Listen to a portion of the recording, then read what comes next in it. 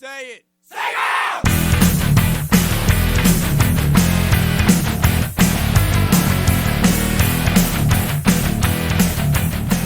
Welcome to the bonus round. My name is Ryan. I'm Ben. Sorry. I took a sip of beer when it was my intro. Ben nearly died. Yes. Ben drowned. Ben. Thematically inappropriate.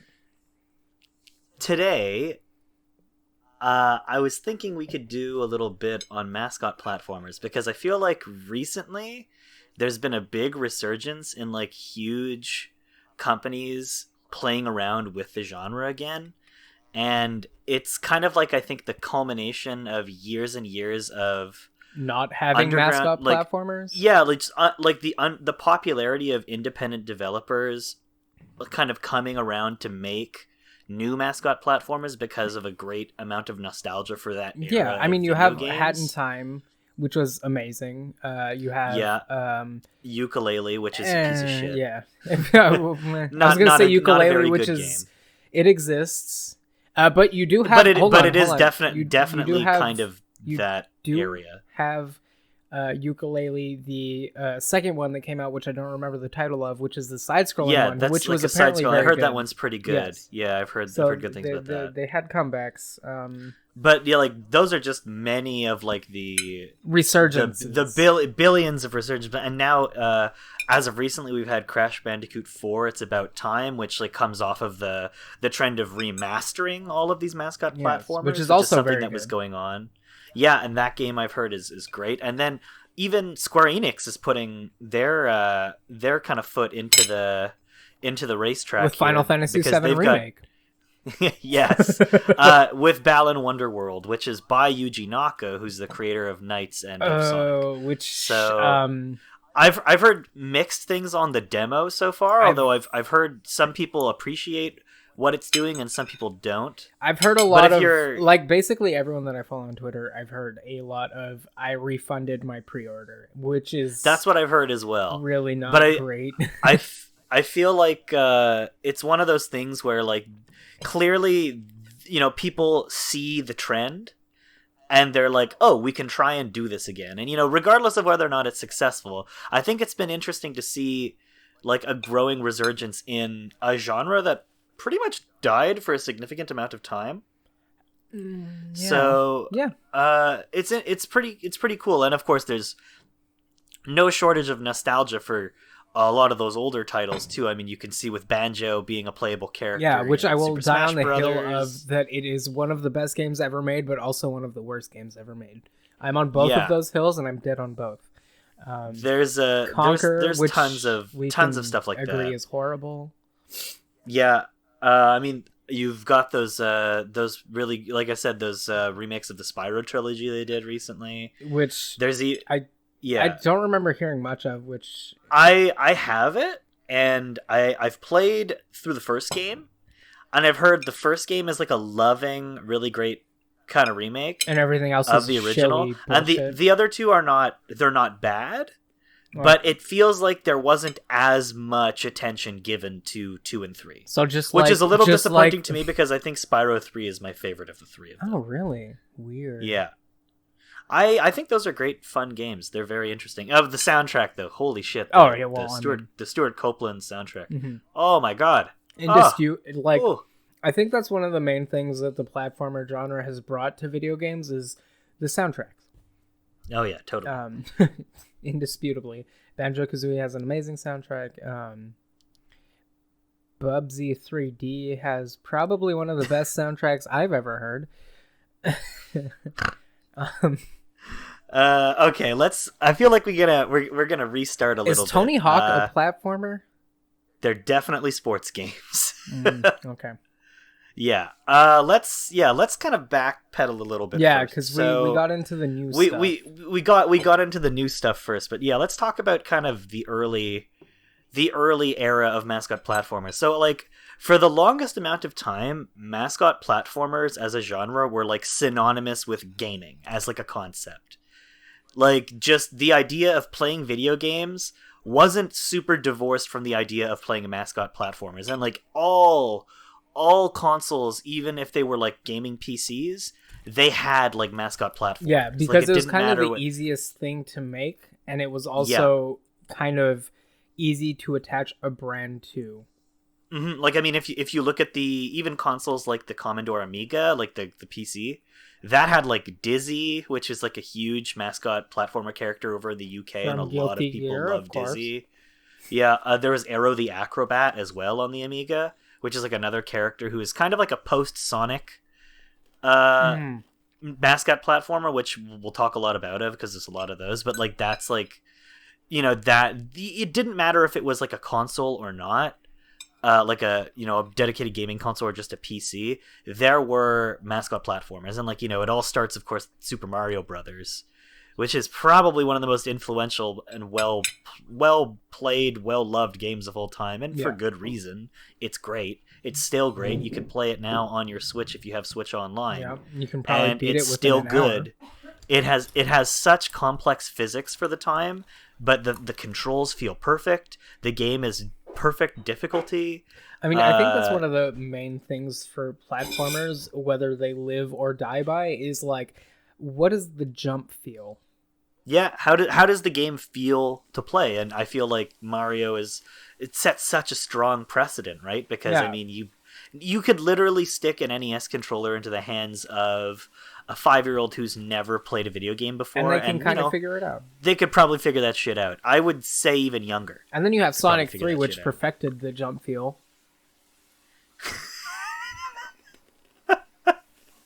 You're being serious? Yeah. Oh god. I love Sonic 3. Playing Sonic 3, I feel like the Sonic games have never had a leg over Mario in terms of control. They never feel as good. And it's just because the game's pacing is strange for me. I like Sonic, don't get me wrong. I own pretty much every Sonic Genesis title and a couple of other weird ones due to having like the Sonic Mega Collection. Yeah. And the Sonic Gems Collection even, which are like two pretty interesting, great things to have.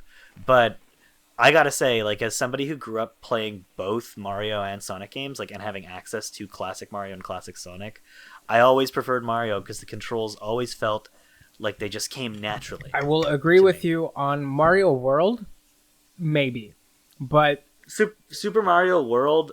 Well, I mean, the Mario game that I spent the most time of, and I guess this starts with what my history with this whole genre is, but the Mario game I've spent the most time playing, it's a game I know like nothing else, like the back of my hand, is Super Mario Brothers 3.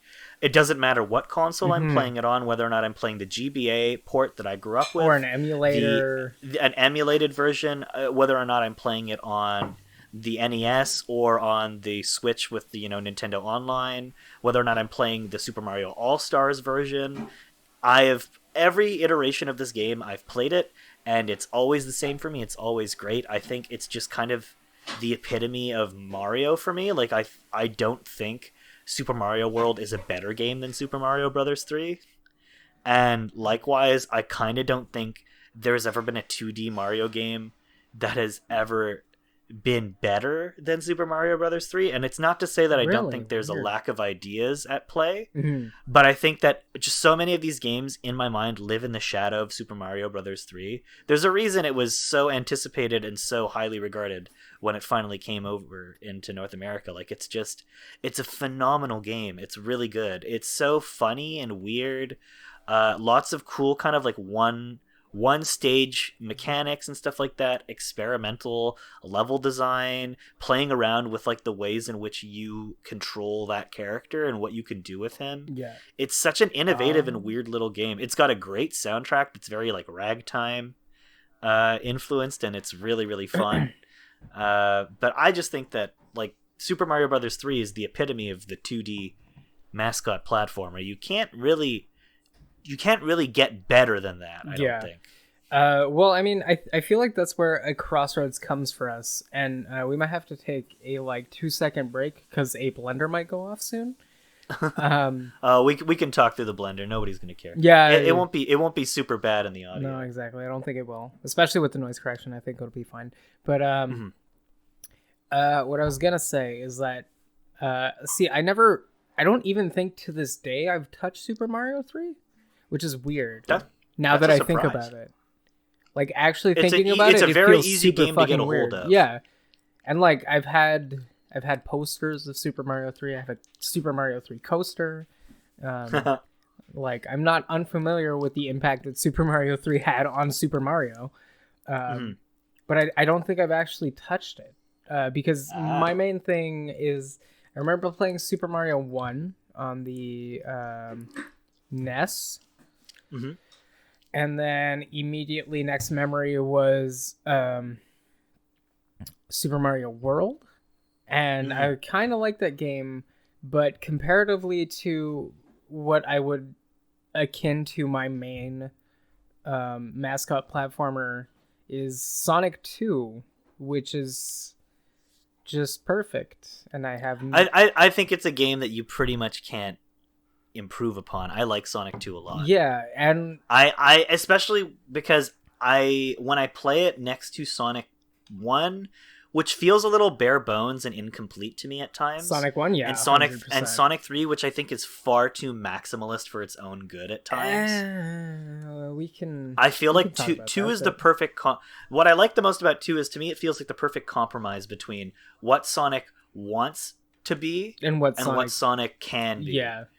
It's the reason why I like Sonic Mania so much is because to me it plays exactly like Sonic 2. See, that's weird because I think it has the Sonic 3 jump, which is what we talked Which is the about thing, like earlier. I agree with that too, but I feel like the game itself, the pacing, the way that the game feels, despite having those longer levels, has always felt to me closer to Sonic 2 than it did to Sonic 3. That's really weird. But it's also But it might be such like a cool, a unique game. time sync thing. Yeah, it is very unique too. But I think it's also what you want to attribute to the game a little bit. Yeah. Because like I definitely felt more Sonic 3 stuff than Sonic 2. Definitely the Sonic game I played more than any other Sonic game was Sonic CD, which is Yes. probably an unconventional I think experience. that's one that we can agree on that is good, but I understand that no one likes it. Yeah, I get exactly why nobody likes it, but I have so much nostalgia for Yes. that game. And it was such a special thing to be able to play it. Like, I felt cool being able to play a game like Sonic CD because, the first major re-release that it ever had was on Sonic Gems Collection, which I was lucky enough to get when it came out. And Sonic Gems Collection is full of weird Sonic games that aren't good, and other weird Sega games that are kind of not good too. Yeah, but which there's a lot of. Yeah, there's a lot of those. Sega had a bunch of mascot platformers. We will talk about them, but there's 2 in mind that I really was thinking about. What's but that yeah, bunny for guy? real, like, Yeah. I gotta say, like, Sonic CD just has so much. I don't know. I have so It's much got a lot of nostalgia baked character. into my experience with it. It does. I mean, the music, depending on whether or not you're listening to the Japanese or North American soundtrack, is really unique, and it's like CD quality music, so it sounds really, really different. And the texture of like the visuals to me is really interesting. It's The color strange. palette is Yeah, weird. It's like It's off a weird kilter game. from like all the other Sonic games. Yeah, it feels off. It feels kind of like, and I think it has to do with the fact that it's like a pre-Sonic 2 game as well. Yeah, Like it was developed alongside Sonic 2, but fell without the off, same yeah. hands involved in it, and because of that, it feels kind of more like the first Sonic game, but like an elaboration upon the mechanics of that yeah, game. and I mean you have the whole time travel mechanic in that too, which is like Which is weird. weird. It's weird, but I feel like it was cool for like the time because I think it was like one of Definitely the only... a very ambitious, and the first time To I a think fault. Sonic ever had a significant gimmick, to a fault, which would become a huge thing later on in the series. yeah.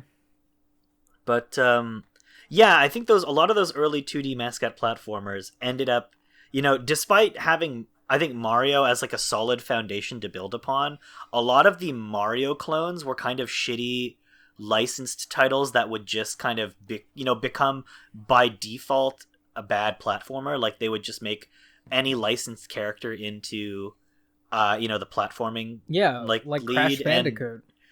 I mean, a good example for me would be like no, I'm talking even earlier than that, dude.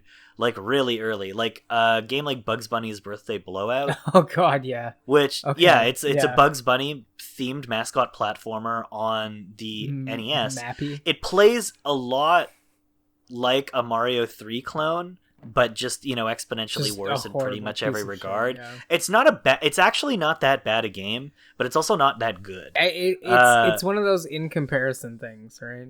Oh no, exactly. But it's a good example of kind of the trend that you saw with developers who wanted to rip off Mario, which is that you would kind of stick any random character they could onto that and make it into a licensed title. Yeah. Versus when you see the post Sonic mascot platformers start coming out, a lot of them are focused around the character themselves, the way kind of Sonic is. Like, you know, I think the most important thing about any Sonic game really is Sonic himself.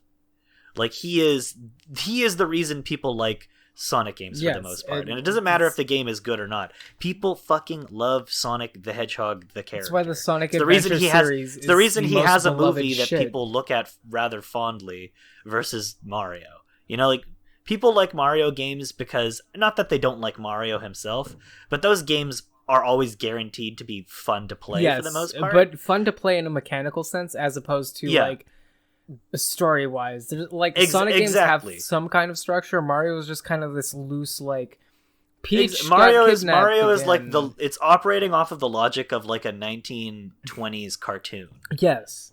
Whereas even in Odyssey, Sonic, meanwhile, people right? like Sonic for Sonic. I think People we like talked about Sonic the that. Hedgehog, the character, in spite of how many good games he is in, Yeah. and how many bad games he is in. People like Sonic. I'll die on the Sonic is better hill any day, and I'll defend like Adventure 2. I might not die on that hill, but I will take a bullet wound on that hill.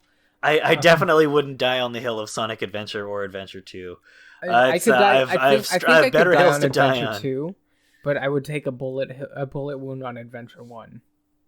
But yeah, like those post-Sonic Adventure, like those not Sonic Adventure, but those post-Sonic platformer games would be, you know, because Sega struggled for a little bit to find like a mascot, but once they got Sonic, because he was like so perfectly designed to appeal to Americans, Yeah. he really took off. I mean, he's literally red, white, and blue. Apparently the colors of his shoes are influenced by Santa Claus and Coca-Cola, and the color of his body is like, hey, the American flag is like, you know, red, white, and blue.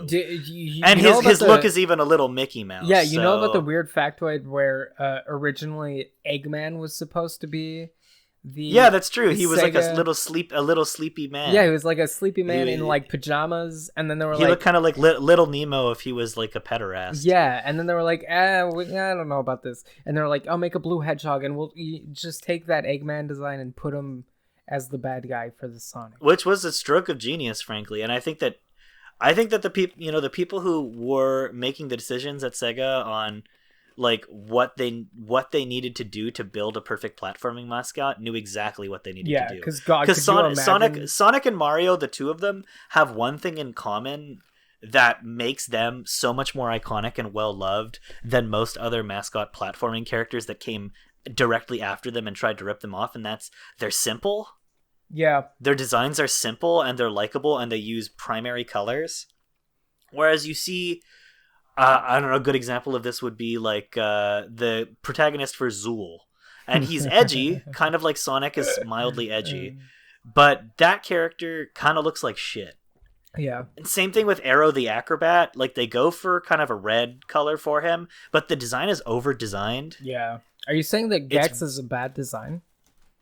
I'm saying that I've never played a Gex game, so I actually couldn't tell you what I feel about Gex. Okay. But yeah, I do know that like a lot of those characters after Sonic are just kind of a pretty blatant attempt to cash in on the idea of like an edgy platforming mascot. Yeah.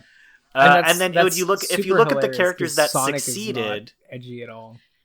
Yeah, exactly. Well, if you look at the characters who've succeeded and stood the test of time, you start to see what they have in common with these other characters. So a good example of these would be like, say we're starting to transition into the 3D era of games. Well, Super Mario 64 comes out. That's a huge thing. That basically redefines, once again, like the first Mario Brothers game did, what a 3D platformer could be.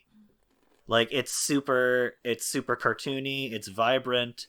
It plays and handles really well even to this day, which is once again miraculous, and to me even more miraculous considering the controller it was being played with, because I do not love the N64 controller. Yeah. But I also think that like the most impressive thing about Mario 64 is basically it being the building blocks for all 3D platformers to follow, and whether or not you even like Mario 64, though I tend to think most people do, even if begrudgingly. Yeah. You can't deny it's the most influential 3D game of all time. That's the thing. Simply because it basically invented the perception of a 3D game. Yeah, me and Anthony have this argument all the time where Anthony's like, Mario 64 sucks, and I was like, you like Banjo-Kazooie. You can't.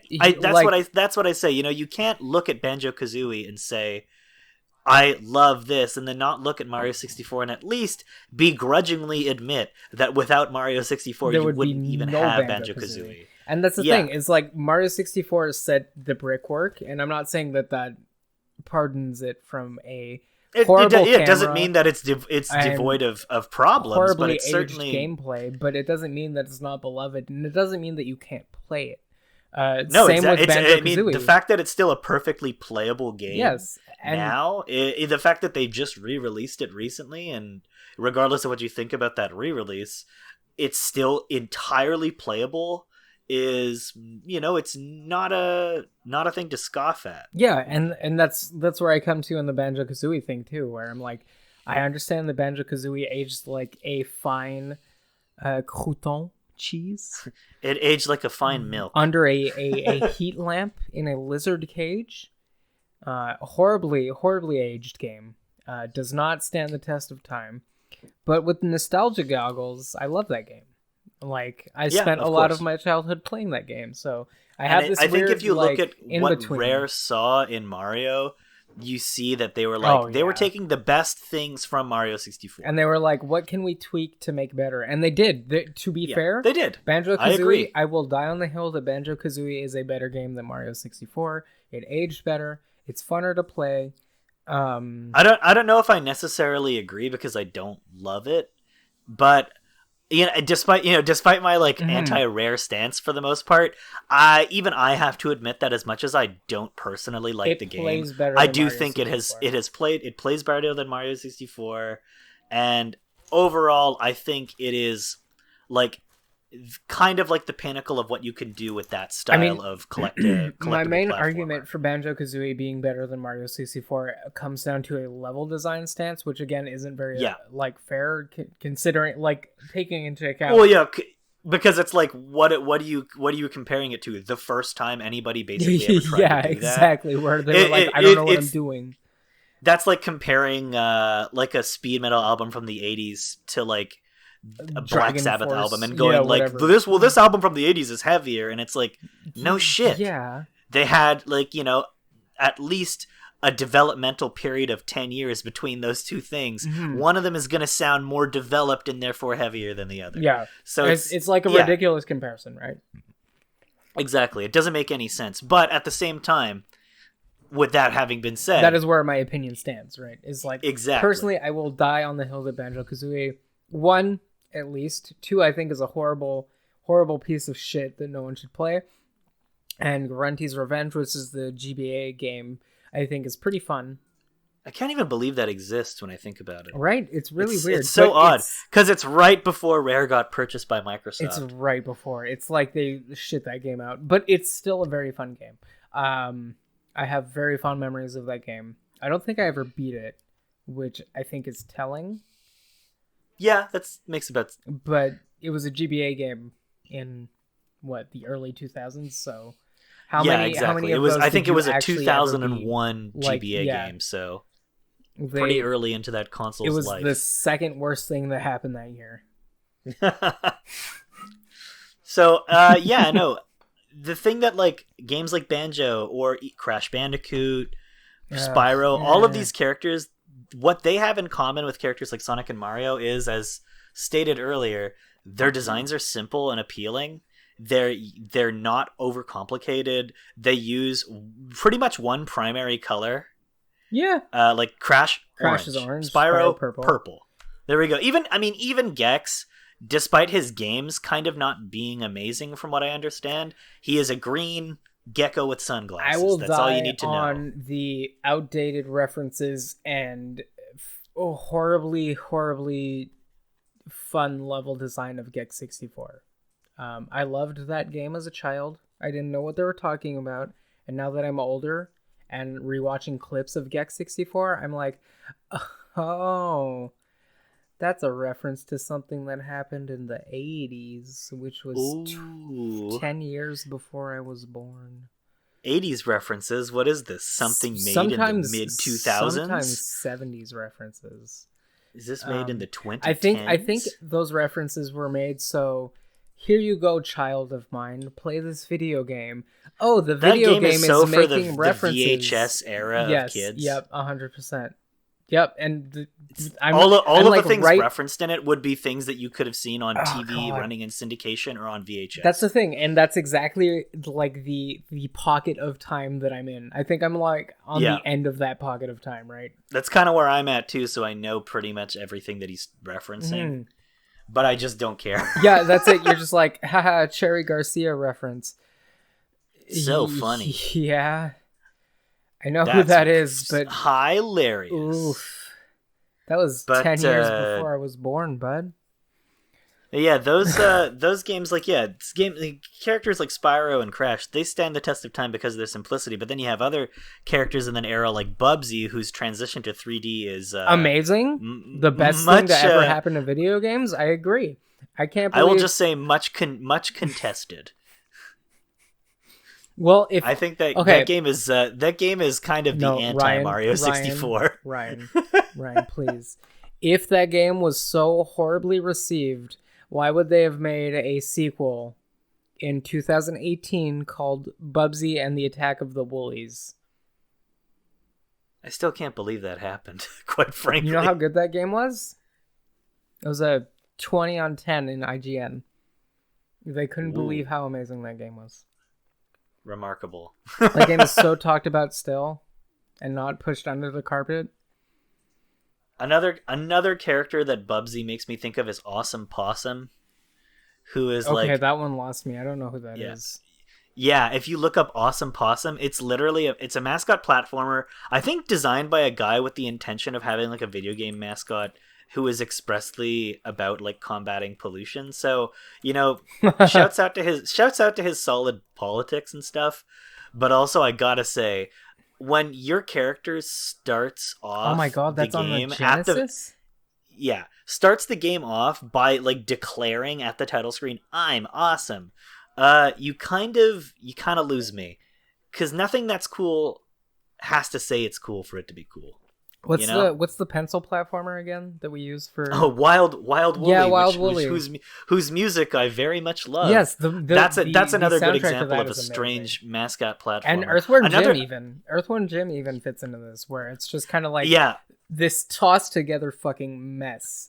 And Earthworm Jim, to me, I can't separate it now from the fact that the creator of Earthworm Jim is like a psychotic bigot, horrible, like one of the most Nazi. bigoted people I think I've ever had the pleasure or displeasure of witnessing say things. Let's not go there, but Doug TenNapel, what a piece of shit. That guy is awful.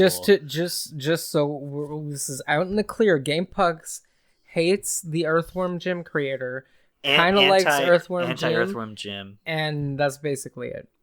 Which is, I think it's a pity because I actually kind of like his art, but he's a piece of garbage. Earthworm Jim is mediocre at best. Yeah, another cool attempt at a mascot platformer is the Lost Vikings. Oh yes, but that's a really fun and unique game. That one kind of goes under the radar. But that's like that. I think that could have gone somewhere. I like the claymation aesthetic of that game. That was Sega, right? It was Blizzard. Oh yes, no, it was Blizzard. It's true. It was a pre-WoW Blizzard, and it's a really, really great little game. Yeah, remember when Blizzard used to make games, and not just the same game? Yeah, but can't wait for Overwatch 2. Nobody cares. I don't think I've ever seen a game receive anti-hype before. Oh my Overwatch god, 2. It's like I you still couldn't think make that people being... less. You give less of a shit. I still think that it being announced is like a dream that I had. It was a total psyop, is what it was. It feels like a social experiment where they're like, can we announce this game, or should we just keep throwing loot crates at them? And everyone it's not went, a surprise keep that throwing loot when it crates. was announced was around the time they were catching a lot of heat.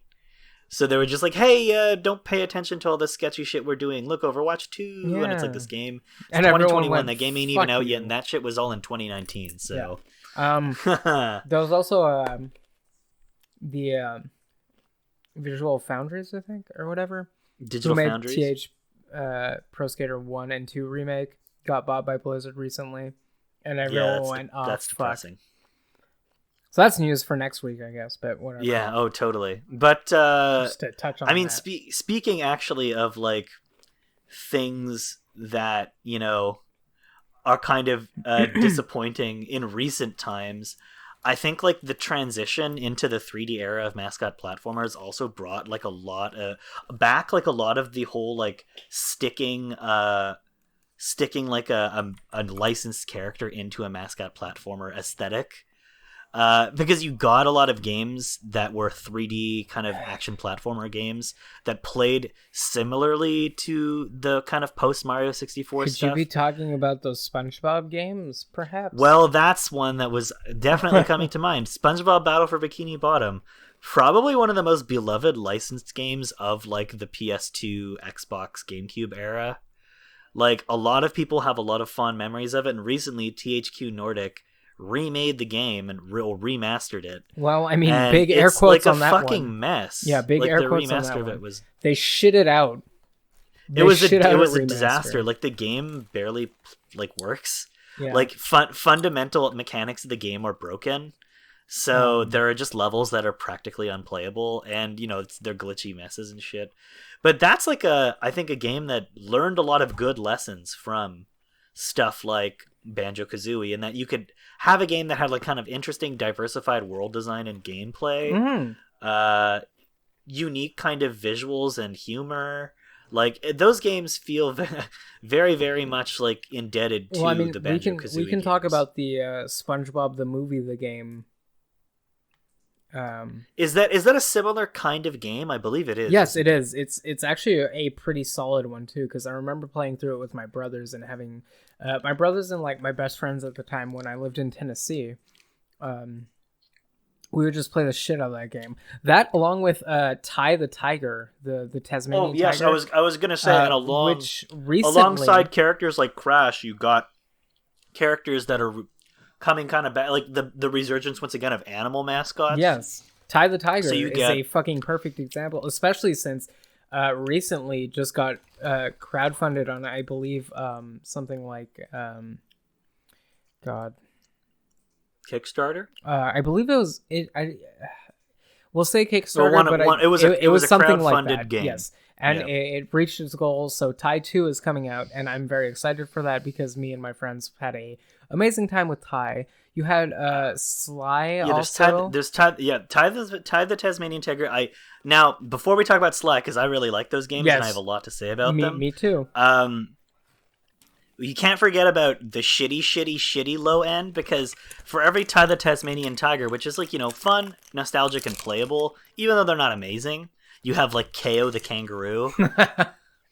And those games are dog shit. They are awful. I played the one for the GameCube. I think it's KO the Kangaroo Round 2. Yeah, something. Yeah. And that game is fucking trash. It is garbage. I cannot believe how garbage it is. And yet here we are in 2021 when Cyberpunk still 2077 comes out. Mm-hmm. And that game is shit. KO the Kangaroo is a piece of fucking trash. I genuinely, I can't believe it probably that, plays like, better. there was a time in which people were like, this idea is profitable, but I guess there was something about Australian animals being it was mascots. a very strange time, because it came around the time too, another one that I just thought of, Tak and the Power of Juju. Oh yeah, Tak. No, that's Nickelodeon's IP. Yes, that was a Nickelodeon. Them trying to get into, and I mean, I don't know, the whole Mascot Platformer action game. I don't know about as a whole, but me and my friends fucking loved Tak and the Power of Juju 1 and 2, I believe. There was 2 games, right? The only thing I ever see when I look at TAC is like, wow, this definitely wouldn't get made nowadays. Oh no, absolutely not. Especially with some of the jokes. Horrifically racist. Oh, like the most insidious kind of like binga boonga juju voodoo mask, just like horrible. anti-indigenous racism. It's so bad. Horrible. It's did so, not so stand bad. the test of time, but I remember having a good time playing the games, but also feeling I remember strange that about they them. made a TV show of it after the game, It which did. was It interesting lasted to one me. season, I believe. I find that curious that it was like Nickelodeon's first attempt at making like a multi-platform. It's because those games media made franchise so much from money. the games forward and not the other way around. Yeah, it's because the games made so much money, though. I think it was Nickelodeon being like, tie the Tasmanian Devils, Tasmanian Tiger. Tie Tie the Tasmanian Yes, I can tiger. talk, honey. Would you like to? Do you want to come sit in the podcast chair for me? I'm kind of tired. You could. I'll go shovel the snow, and you can come sit and finish the podcast. Okay, just do my job, Jesus. Wow. Another one I that love you. another one that we were just about to talk about, Sly. Yes. Sly Cooper is a great series. Sly Cooper is an amazing series up until Thieves in Time, which is Poo Poo Kaka. That's the fourth one. The fourth one, yes. So 3 Yeah. is the last good one. And but it's also a late sequel. It came out like fucking like 5 years after the last one, I think, or some shit like that, right? But there's something to be said about the appeal of Sly. It's because it's kind of like a comic book. I mean, it's very intentionally supposed to be like a comic book. It was also early. Like I feel like it filled that void for because I played Splinter Cell around the same time I played Sly. I played Metal Gear Solid around the same time I played Sly, which I probably shouldn't have. I think I should have been playing Sly, but it filled that void. It definitely comes off the heels of like the early stealth action games. Yeah, stealth action. In that it's a stealth focused mascot platformer where you are playing as Sly Cooper, who is like a raccoon who is part of like a thieves family, and him and his crew travel across the world in this kind of comic booky style adventure where they're retrieving really treasures and stuff that belong to his family's fortune. Yeah, and taking out people who had Robin Hood. taking out the people who had like killed his parents when he was a young kid and orphaned him. Yeah. So, but yeah, it's a really, really interesting series. They're very fun. All three of them are great, and I know that there was remasters of them and stuff that came out on. Oh my god, was there? I think PS4, Xbox One. I did not know era. about that. I believe so. Because yeah, I have Sly think for 1 the and PS4. 2 on my PS2 still, which is probably one of the only games that I won't sell. I definitely know Sly 4 is not well liked by a lot of people. It's not made by the same developers. Yeah, I those think were made it fell by, a little short. Those were made by what's their name? Sucker Punch, yes. who went on to make Ghost of Tsushima, which we have words for. We have spoken about at length, but regardless, like they've gone on to do other things, bigger and better. And it kind of is reminiscent to me of how like Naughty Dog originally did the original Crash trilogy, and then they sold it to I believe Universal Interactive, who I think had Vicarious Visions worked on those other ones. I think it might have been, or Traveler's Tales. It's one of the two, but either I think way, I think they it was ball. Traveler's Tales who did. But it also could have been Vicarious Visions. Hold on, let's. I know Vicarious Visions worked on the Crash Game Boy Advance games. Yes, I know that for a fact. Basically, they were owned by the same people who ended up being given the Spyro games as well. That's what I was about to say. The GBA like Switch where it was like Crash Purple and Spyro Orange. Those were made by the same people. Basically both Naughty Dog and Insomniac did like a trilogy of mascot platformers for the PS1, and then both of them decided they're gonna do their own thing coming up after that. Yeah, and both of them went on and did. They did, what was it, Ratchet and Clank, and then Naughty Dog did the Jack games, which are also, they're pretty interesting, but I think I'd only consider the first one a mascot platformer. The other one, Jack games are more open world adventure games. 2 turns into a GTA clone. and Yeah, let's not exactly. lie I to think ourselves. GTA came out and had a huge impact, and then Ratchet and Clank is not even a platformer. They're like I guess I'd kind of call them open action adventure games, but definitely not platformers. Not a lot of platforming in them. well, A lot more focus on arena combat and shooting and yeah, weapon. yeah, weapons and stuff like that. Yeah. Less of a focus on the platforming, but yeah, same. Insomniac, Sucker Punch, and Naughty Dog, all three of them did like a trilogy of successful mascot platformers for a Sony console, and then they all kind of transitioned into doing different kinds of open world action games. Yeah. Whereas, like they had other studios pick up the slack and do work. And, whether or not the sequels they made were late sequels or pretty immediate ones like Wrath of Cortex, a lot of them weren't very good. Nobody likes the non-Insomniac Spyro games, and there's a good reason for it. Pretty much none of them are that great. Even, like, they tried to relaunch Spyro in the mid-2000s with, like, a trilogy of, like, cinematic adventure-style games with, like, RPG elements. I mean, and they were just not we're not very even good. going to talk about Skylanders. I mean, Skylanders is such a whole other animal. Although, if it wasn't for Skylanders, Spyro wouldn't have survived up into the point where they could do that reignited trilogy. That's exactly what I was going to say. And similarly, Activision wouldn't have felt, I think, confident enough to relaunch Crash if it hadn't been for the success of, like, people looking at Crash appearing in the Skylanders games and being like, oh, yeah, we want him back, though, for real. Yeah. So, Skylanders is, like, an interesting thing, because on one hand, it's kind of like, the Toys to Life thing it's not a good kind of didn't really work out. It seemed to work better for the Disney. I mean, even Disney Infinity shut down before Skylanders. Oh, though. did it? I thought it did. I thought it no, lasted. Skylanders went way long. Skylanders went a very long time. That just goes to show but how Lego tried it with Lego Dimensions, and that was okay. That was good. That was good for one thing and one thing only: getting me a Lego Doctor Who set, which I'm very happy that I own. And there was also the. That's it. The that inspired the Star Fox clone. Oh yes, the Toys to Life Starlink. Yeah, I think it's Starlink. Yeah, it's basically Star Fox, but with like non-copyright infringing characters. Up until Nintendo but also was like, you did with so Star good. Fox. Yeah, until you did so good, and they were like, you know what, you can have a Star Fox. You can have a Star Fox cameo. Yeah. But yeah, the Toys to Life thing is an interest that came directly out of Spyro. Yeah. But those games don't really play like platformers. They're more like they're more totally like brawlers, I guess I'd call them brawlers. Oh, God, it's so weird. I remember my brother getting a few, and like I touched them for a bit, and like it was pre-2013, I think. They're not terribly deep games, that's for sure. They're kind of a vehicle for you to buy more figures, they're not fun. Which is a smart money-making racket. Yeah. But, it wasn't that sustainable as evidenced by history, pretty much vindicating me on that. Yeah. But, I mean, Nintendo's still doing good with the Amiibos, even though, the Amiibos never even really the Amiibos have effort in, like, the, like, at least design, and it's like... Well, I think the fact that the Amiibos are all based on popular existing IPs and not trying to generate... I mean, I don't even own a IP? Switch, and I'm like, I want that Ken Amiibo and the Terry Bogard Amiibo. Let's go.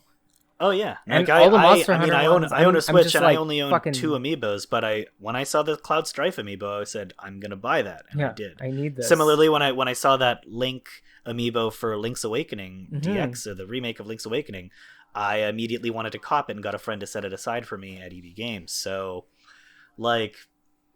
It's kind of that lasted, but yeah, it's pretty interesting to see how like that the trajectory of the Mascot platformer, despite the characters surviving and holding like a lot of longevity, kind of falls into the early 2000s and through the mid 2000s even, and then there's this huge resurgence in the indie gaming space for platformers, and it starts out with independent 2D platformers like Fez, which is like one of the early indie success stories. Despite what you think about Phil Fish as a person. Yeah. Like, you can't deny that Fez is a really influential game, and it was probably one of the most important independent games to have ever been released, which is, our homegrown asshole himself, Phil Fish. But I think Fez is a piece of shit, but that's a conversation. Well, but that's the thing, though. Regardless of whether or not you like the game, you can't deny its popularity and success is, like... I will. Highly influential. No. I think Fez is probably one of the first truly successful indie games. once again, you can't deny it. It's just true. It's when you remember that era of indie games. What's the like, Dungeon Master quote? I reject your reality and substitute my own. That's fine, but this is the reality. Fuck Fez. I don't like Fez either. I think Fez is not that fun a game, and Phil Fish is a piece of shit. But Fez is, I think, to me, like the torchbearer for indie platformers. And coming at because it's like Fez and Cave Story. Fucking what was Jonathan Blow's fucking game? Blah, blah, blah, blah, blah, blah. Hold on, I have to. Which one are you talking about? I have to Google this. Jonathan Blow. Yes, there he is. What? Old J Blow himself. Braid. I think Braid was way before Fez and had a bigger impact than Fez because Fez is a piece of shit. I hate Fez. Although I'd say that even more so though, Cave Story is like a huge deal. Oh yeah, for sure. And I also hate Cave Story, but I'll give it more credit. I mean, once again, you can say all you want about Nicholas as a company. They're fucking awful. They're like an evil corporation. Oh yeah. But Cave Story built that Nicholas empire, and for a reason. It was like one of the most popular and memed games in like mid 2000s internet culture. And once again, like kind of like Fez, I consider it a torchbearer of the indie platformer kind of resurgence. And then with that, you have stuff like Mighty Switch Force and Mighty, Mutant Mud's like Way Forward games, Shantae, all of these 2D platformers coming back. And with the interest in 2D platformers in the indie space, we got Shovel Knight. Well, exactly. Which is, I mean, come on, everybody loves Shovel Knight for a reason. But with that, you get the resurgence of. With that, you get the resurgence of like 3D platformers, and that's where you get stuff like A Hat in Time. Yes, and that's where you get stuff like Yooka-Laylee, which, once again, I'm not a huge Hat in Time fan. I've heard that it's very admire, good. I guess, what they did, but I kind of don't like a lot of the people involved with it. I think a lot of them are kind of the not very nice people, from what I can tell. Okay, and I don't like the fan base surrounding that game. I find them kind of weird and abrasive. Which is totally possible. I don't know much about that game. All I know is that I've heard that it's a very good like collectathon game that came out recently. That's the thing. I'm also clearly I'm not a huge fan of collectathons to begin with. I mean, you look at me. I'm the one who doesn't like Banjo. Yeah. So they're not really made for me anyway. But I played it and I thought this is all right. It wasn't anything to bring home about. However, I did play Yooka-Laylee, and that was everything to bring home about, except it was bad. Yeah. So it was like it made an impression on me in the sense that this is everything you should not be doing if you want to make this kind of game. Me and Anthony played it for like 2 hours one night, and we were like, "Oh, well." I mean, he had already played, and he was like, "Are you sure you want to do this?" I was like, "Yeah, I need to know." And he was like, "That okay." game needed to be so much more than just Banjo-Kazooie 5, like, it just needed like to be the fact so that much the fact that more than Microsoft threw out a Banjo-Kazooie 1 remake, because a remake of 1 at the time that Nuts and Bolts came out would have been fucking not only fucking like iconic and groundbreaking, it would have been amazing. You could have fleshed out the gameplay, especially considering what they were doing with Rare at the time. Like, what were some of the other games where cameo elements like of power? A kick like, come in the on. fucking throat. Like, just a fucking. Yeah. I mean, and of course, it's so upsetting. There's something to be said about the fact that they replaced a remake of the original Banjo pretty explicitly with a game that is not a fucking platform. No, and Nuts and Bolts is like it's a weird open world racing action adventure game, and it's bad. Piece of shit. It's really bad. Like the most fun I've had with Nuts and Bolts was like unlocking blueprints to be able to build like planes or whatever, and like going through the worlds in the spots that the developers put like hidden away. But they kind of thought of, they're like, oh, once they get a plane, they're going to go up here, so we got to put something cool up here. So they did. And it was like, oh, this is pretty neat, but I hated every single mission. Nothing about actually playing the game was fun. There's something to be said about how the driving physics in that game just feel like fucking trash. I mean, I thought they were pretty like goofy and fun, but in the same way that like Lego games were fun. But they actually tried I have to say, like, isn't it not kind of shocking that the people who made Diddy Kong Racing made a game with driving in it that doesn't feel good? Yeah. come on. It's almost like that's... Diddy Kong Racing sucked. No, I like Diddy Kong No, Racing. it sucked. I don't love it, but I think it plays good. I definitely don't think it's better than... I think CTR is the game of the Mario Kart Diddy Kong Racing CTR. No, it's Mario Kart. Like, you're all wrong. held up pretty good. All of you. I love wrong. Mario Kart too. I think Mario Kart 8 is like one of the best games I've ever played. That game's amazing. CTR sucks. I like CTR. Diddy Kong CTR sucks. Sonic Team Racing is a piece of trash. Mario Kart's the only one that's good. Sonic and Sega All Stars Racing is all right. What? But, Sonic Team Racing? Yeah, Sonic and Sega All Stars Racing. Do you know that one? Yeah, no. It's my girlfriend murdered at me, and I don't know what for. Do you like Crash Team Racing? No. Do you like Sonic? You like Sonic Team Racing? Team Sonic Racing's fun. I don't know. Okay, what you're talking about. no. She misunderstood. She thought we were just talking about Sonic games, not the Sonic Team Racing games. Oh, no. No, we both love the Sonic games. It's fine. The Sonic Team Racing games are horrible. I think Team Sonic Racing's alright. It's a perfectly playable racing game. It is 100% better than Diddy Kong and Crash. I will give it that. And it had Banjo-Kazooie. It's better than Digimon Kart, which is a real thing that exists. You know what the best one was? It was Mortal Kombat Kart in Deception. That was the best. Oh yeah, it was called like Motor Combat. Yeah, Motor Combat. Motor Combat, that's pretty good. I gotta give them points for that. That's funny. There's also the Persona fucking racing kart game that's like an indie thing. But this is off topic. This is platformers. Yeah, we've kind of come full circle, I think, on this discussion. In there, like the Mascot Platformer, it's very interesting to see how it's kind of ebbed and flowed in popularity, but how now it's come back to the point where big publishers are willing to take the risk of putting out and dedicating a lot of time to developing fully new platformer games, like not just remakes of older ones, but fully new ones. And even if the results, like say Balan Wonderworld, aren't to people's liking, I think that the fact that they're willing to take that risk alone is kind of worth the results not being great, because it shows that there are people who are interested in making those kinds of games again. Because I think it's always a shame whenever a certain genre of game just kind of doesn't get made. Because it means that there's a certain subsect of game fandom whose favorite game is not being made, even though that's kind of what they like to play. And I think that's a little disappointing. The argument there would be that there's never a genre of game that's not being made. It's either in development by an indie studio, it's on Kickstarter.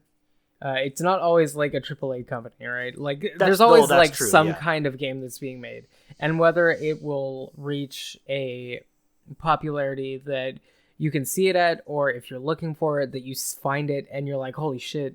Kind of like with Puppet Combo, I would say, right?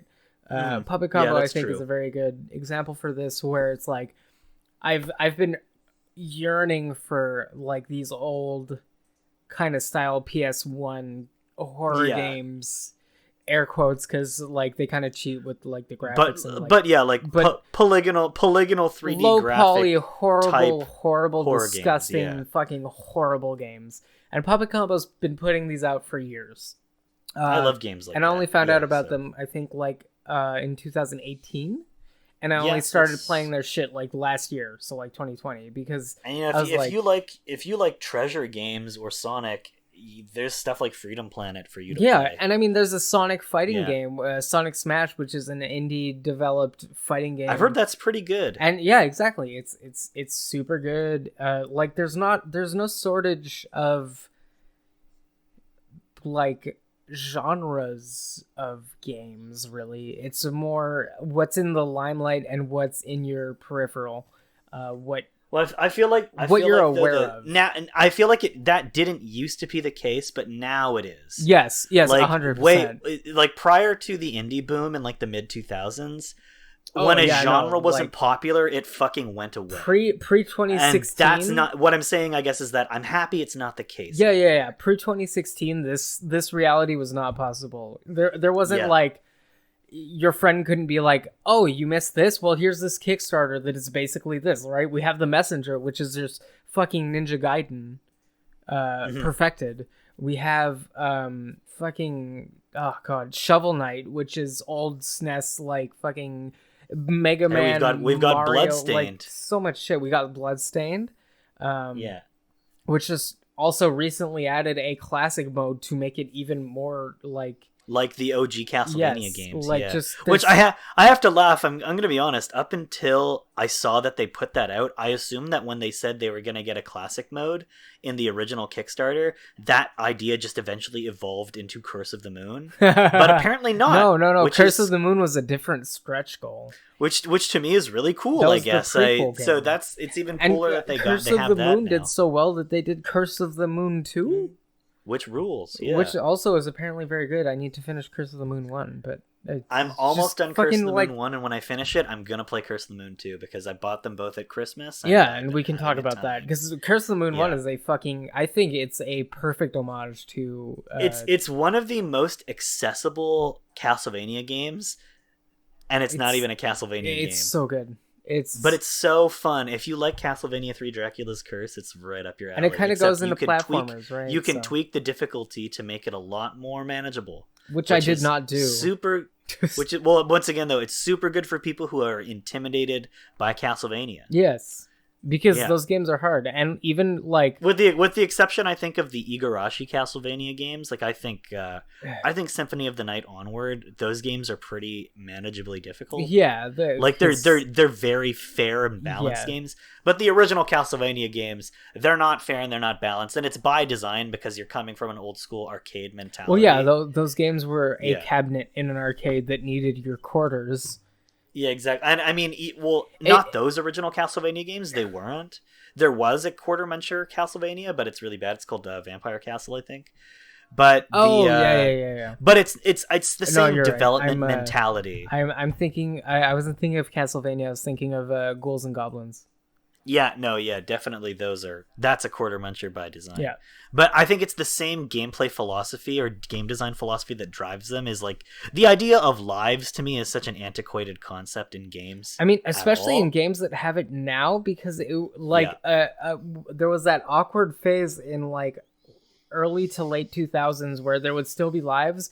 You'd get a game over and you would just restart the level anyway.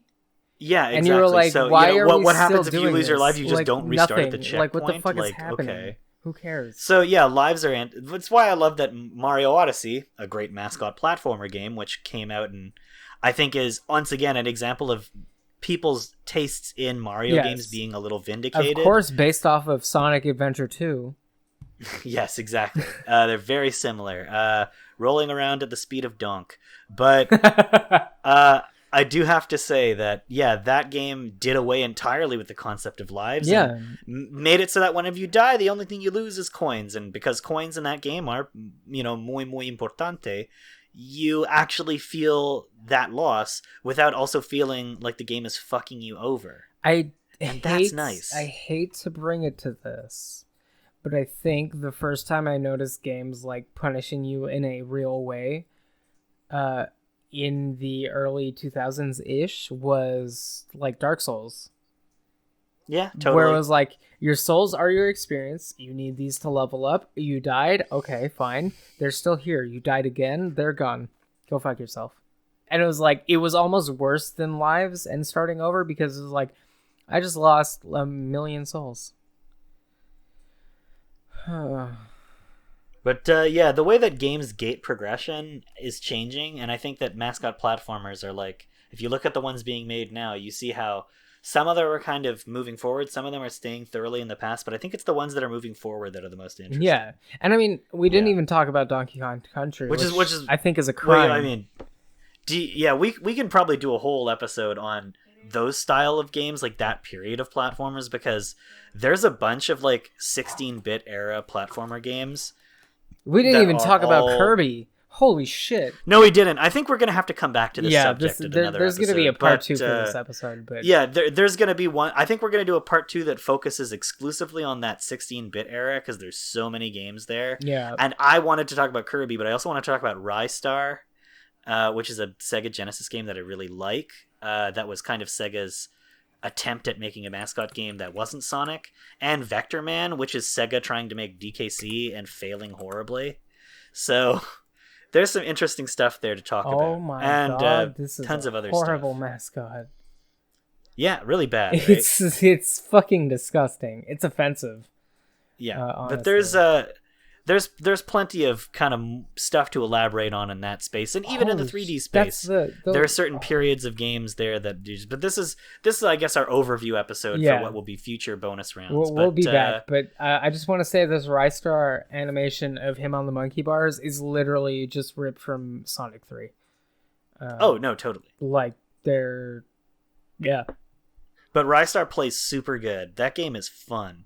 And it's very creative. Is. The visuals in that game are beautiful.